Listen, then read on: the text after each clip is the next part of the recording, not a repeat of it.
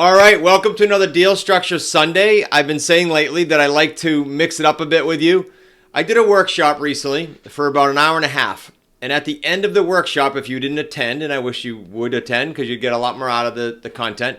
But at the end of the workshop, I did a Q&A, open Q&A. As usual, I don't care what people ask. And there were some cool questions in the back end of this. And I thought, because it followed a bunch of case studies, a bunch of deal structures basically, I thought it'd be very appropriate for you guys to, on the Deal Structure Sunday routine here, protocol, that you guys hear a little bit about those questions. They were live, and we answered them on the fly. So enjoy this clip from the end of an hour and a half workshop, and this was the Q&A. Enjoy. Hey, Steven, how you doing, buddy? You can unmute. Doing great. How's it going? Awesome. Really two quick questions. One, Yep. do you actually go to closing office when you close on these deals? And the second question is, do you use some sort of servicing company to handle payments, or do you do it on your own? Both awesome questions. Okay, even though we don't need an attorney, I'll go through each category. For a sandwich deal, a lease purchase, we do have the buyer sit with an attorney, like the one putting 125 grand check up is sitting with our attorney, and they're going to do it that way because I want the attorney to be the one to explain it to him and to notarize. So if there's ever a case of amnesia, when the buyer maybe screws their credit up on accident and tries to blame someone, it's pretty hard to say, I sat with their attorney, he explained page by page, he notarized me, and I don't know what I got. I don't know what I signed. So that's why we do it. You with a sub two and an owner financing, always conventional closing, give it to the attorney, I let them close it. What was the other question? Processing. This is great. So Steven, we used to do our own. And then we moved to do it through Appfolio. That was a good step up. However, we now use National Property Processing. It's available right now for the students that are in our community, but we're about to open it to the public. And that is, you can see it. It's at natprocessing.com. It does this. You get a deal into contract. It markets the deal for you. We've tracked it. Metrics are about 7 times more leads than if we do it ourselves. As good as we are. My son Nick's awesome at it, but it's better with Nat Processing. They market it. Then once the deal's under agreement, the buyer pays into the portal with Nat Processing.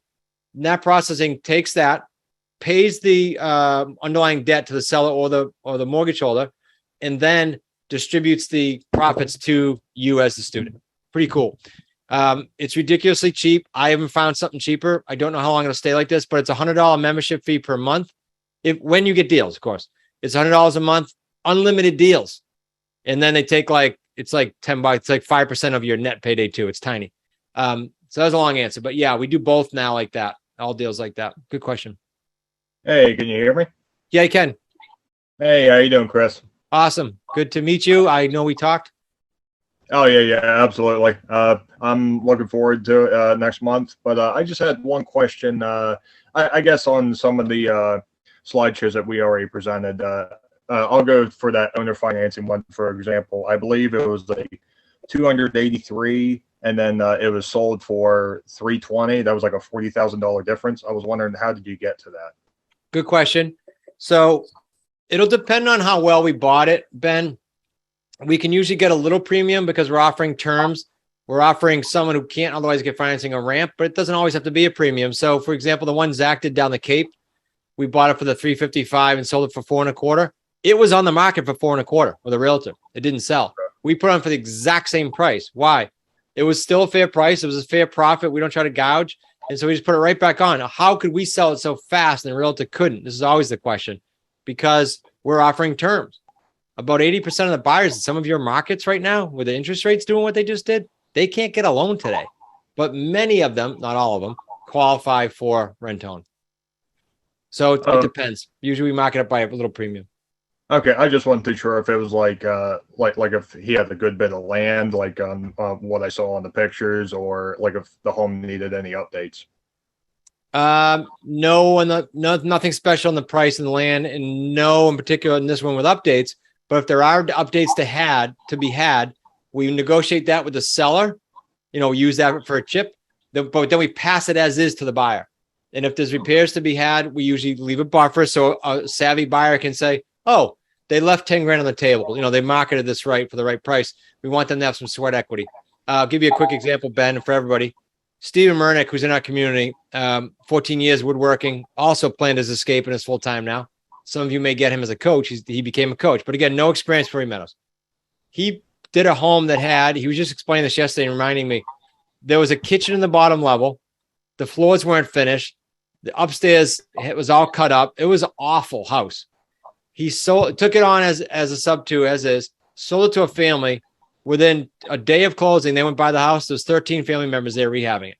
He found the right buyer that could put sweat equity into it that couldn't get financing. There's a lot of handyman people, builders that can put sweat equity in, but they're not bankable right now. They can't get a loan right now. They need our help. Okay, and one little final question: that 125,000 that you're currently working on, you wouldn't happen to have the breakdown of that, would you? That's just payday one. The buyers come in with 125 grand payday one. Rick in New Hampshire got that deal. That's a deposit? Yeah, it's a 600 something grand house. It's almost 20%. Wow. Okay. Yeah, that's why I said I'm not telling everybody you finance every day, but he's got 20% up front. It's a young couple. They own a processing company, a payment processing company. They do very well, but they're new in business. They're not bankable yet. Perfect buyer.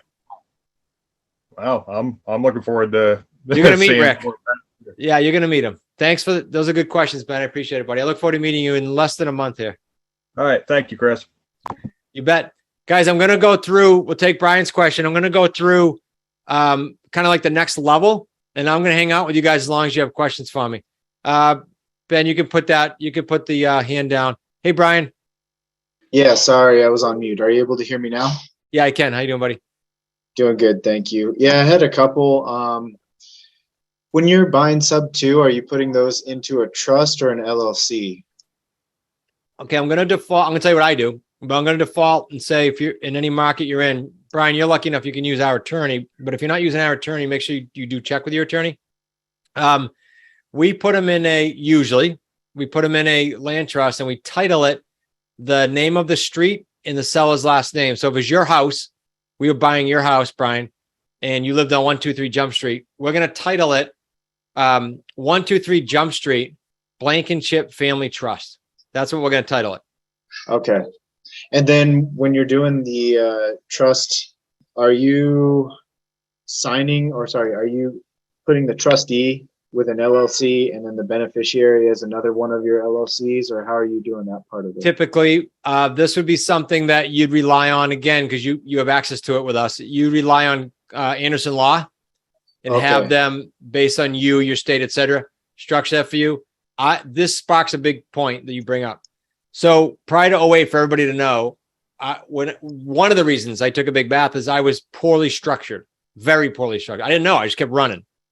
So after that, I went to Anderson Law, Clint Coons, and Clint has wonderfully restructured all my stuff. And I lean on him. If I have a question about anything with company structure, entity structure, asset structure, Clint. He's on our resource center for everybody listening. Go to smartrealestatecoach.com/resources.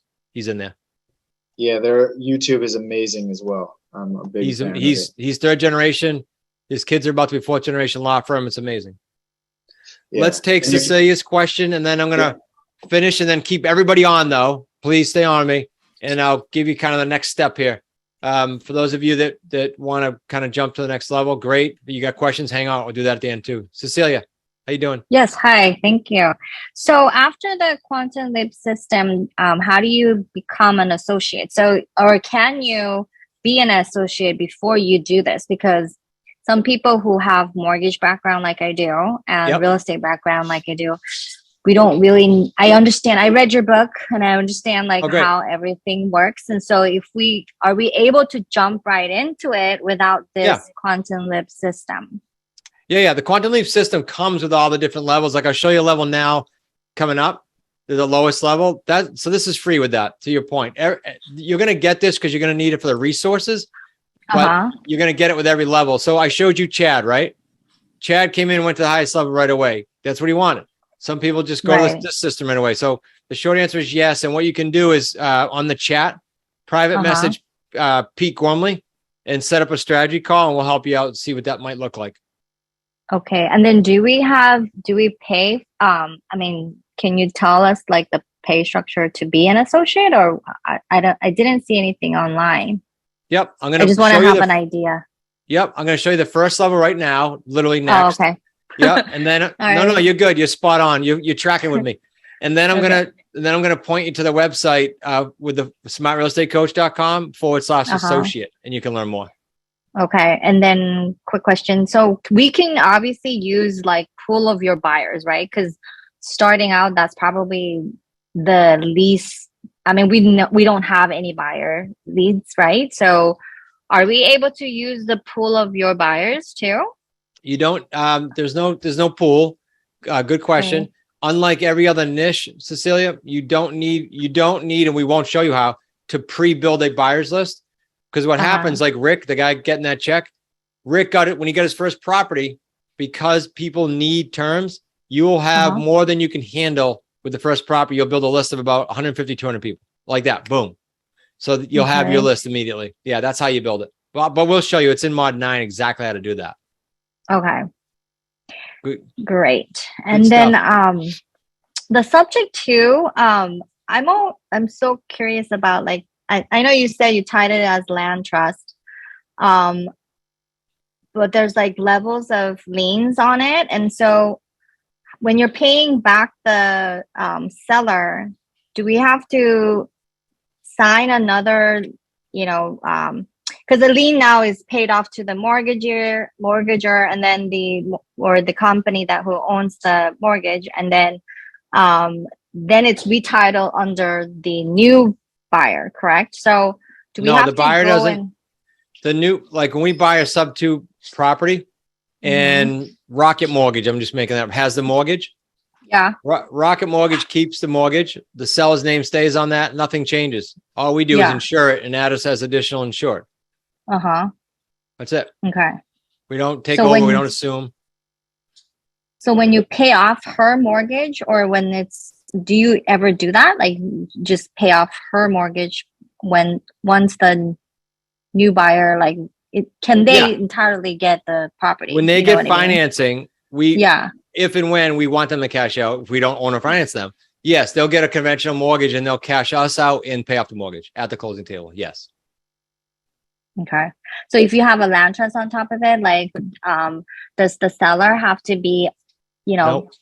sign anything at that time that when Nope. they're okay? Nothing. We just got to get a payoff statement. How do we get a payoff statement? At the beginning of the deal, we got a limited power of attorney to speak to the bank. Okay. Awesome. Thank you. Yeah, sub 2s are awesome. And if you're in the mortgage business, you are going to learn to love those. So I'll show you how to do them. Yeah. Thanks. All right.